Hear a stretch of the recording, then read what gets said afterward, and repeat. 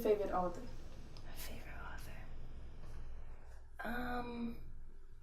I would have to say Ntozake Shange is my favorite author. She is a poet, a novelist, a director, a writer. She's everything. She just died recently, I want to say October 27th of this year. She was 70. Lost a good one. We did. Okay. Yeah. And you've always kind of like been a fan of her work? No, I found her when, how old was I? I'll say 2015. I was 23 going on 24. I found her and just fell in love with her writing ever since then. Nice. Yeah. A lot of your work is centered around women. How come? Because I am a woman and my mom has been dead since I was 15, and I needed, thank you, and I needed a voice kind of, and I figured that's the only way I would really know about myself is if I read other Black women writers who knew something. So that's a nice take on it. Yeah, that makes sense. Yeah.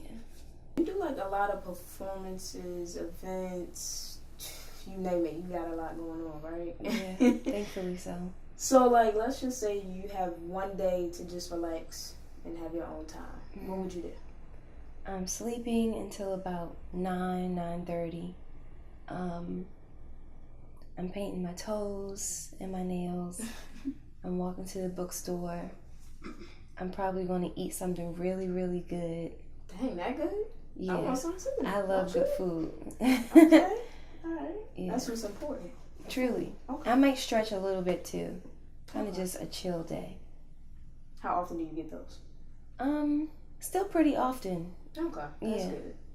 You walking down the street, right? Mm-hmm. And you see somebody like, you like, oh, they cute. You kind of try and get at them. Yeah. What would you say? Like, hey, you are cute. What's your name? Just like that? Yeah. Yeah. Okay. You wear many creative hats. Which do you like the most? I'll say singing and writing. That's what I like the most. Okay. I can't really pick between either the two, though? Yeah. Okay. Finish this statement in any way you feel that suits. Okay. Okay. Bobbi Rush is. Bobbi Rush is. Bobbi Rush is a lover. Bobbi Rush is a freak. Bobbi Rush is an aunt. Bobbi Rush is growing. Bobbi Rush is the shit. That's a nice answer right there. Like, you can't get much better than that. I know you were talking about your mother a second ago, so not to bring up any sad feelings or anything, okay. But of course I know that definitely impacted your work, as you already said. Do you think there's any other hardships you kind of went through that kind of guided you to where you are now? I think my upbringing guides me. I've been working in my father's church from the time I was like 6 up until 23. So being in that industry of like music, performance, and just servicing people, it guides everything that I do because I'm used to certain personalities. I'm trained to work a certain way. So yeah, and other hardships, maybe a little heartbreak kind of guides how I move. Okay. It makes me a bit tough and aggressive and more vocal. When did you first start singing? I had to be maybe 4 or 5 in the house, and then my mom made me start singing at 6 in church, and then from that point on, just all the time. You write your own music? Yeah. What's the best one you think you've done? Like your proudest work? I can't really say. Right now in this moment, it is this song called Love Waves. I just did that maybe a month ago. I released this project called Part 2. And those songs feel like a good space for me right now. Are there any other Baltimore artists you would like to collaborate with? Let me see. Not all of them are musically, but I do want to work with a woman named Nia June. She's a poet and a dancer. A guy named Abdul Ali. He's a writer and a performance artist. I want to make earrings for him. And I would like to have Nia dance in some upcoming work for me. Yeah. Nice. Yeah. Got some plans. Okay. I do. What other goals you got? Okay. Yeah. Okay. What other goals do you have, like, that you see yourself accomplishing soon? Really just more work. I want to keep working. I want to keep writing. I want to keep reading. I want to keep resting. I want to keep traveling, eating, sleeping well, and hopefully we can throw a little sex in there at some point.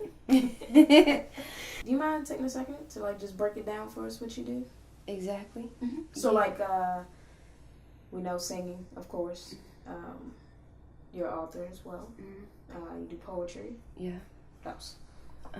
I design. Right now I'm designing some bags. Some note bags is what I call them. Note bags. Yeah. They're like tote bags, but they have notes on them. Like, just my writing is what they're going to display. I should be finished a few designs, hopefully by Friday afternoon. Okay. And then I'll be able to, like, show them. But I sell earrings. I make polymer clay earrings. The name of that line is called Water is a Motherfucker. And that's based on basically the memory that water holds and the molecular change in form that water goes through when something is in it. And based on human activity, how we carry experiences with us, how we create out of those experiences. That's what my clay molds kind of represent. Memories. Nice. Yeah.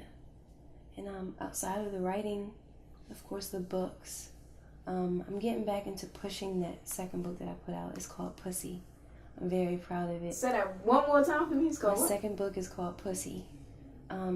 It's not necessarily about pussy, but because I have one, I feel like it's just a strong representation of a woman and changes that she goes through, certain realizations, and like moments of growth. I want to read that. Yeah. Okay. You gotta finish that. Yeah. Yeah, you gotta finish that one. What else? That's it? I mean, that's a lot right there. I mean, still singing, still writing. My friend Jordana Elizabeth, she's a writer and a teacher. She's holding a workshop for the intersection of writing and well-being at the Creative Alliance.